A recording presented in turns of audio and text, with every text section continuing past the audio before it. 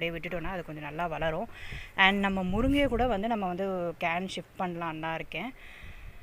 அதுக்கு முன்னாடி நம்ம வந்து கொக்கோபீட் கொஞ்சம் மிக்ஸ் பண்ணி பண்ணணும்னு.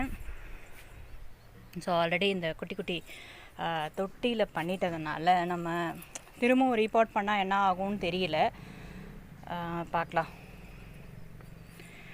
அண்ட் மற்ற பிளான்ஸ் எல்லாம் கூட நம்ம பண்ண வேண்டியது இருக்குது. இப்போ பார்த்திங்கன்னா கொய்யா கேன் நம்ம ரிமூவ் பண்ண வேண்டியதில்லை, அது நல்லா வந்து ஸ்பேஸ்டாக இருக்குது. அண்ட் இது நெல்லிக்காய் ஃபுல்லாகவே வந்து ரூட் ஃபுல்லாகவே வந்து பார்த்திங்கன்னா நெல்லிக்காய் அந்த தொட்டி ஃபுல்லாகவே ரூட் தான் ஸ்ப்ரெட் ஆகிடுச்சு. ஸோ இப்போ இது க்ரோத்துக்கு வந்து பெருசாக ஹெல்ப் பண்ணாது.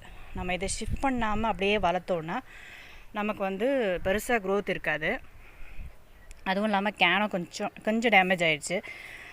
இது ரொம்ப நாள் யூஸ் பண்ணுற கேன் தான், ரொம்ப நாள் ஆகிடுச்சு, ஒரு 2-3 இயர்ஸ் ஆகிடுச்சு.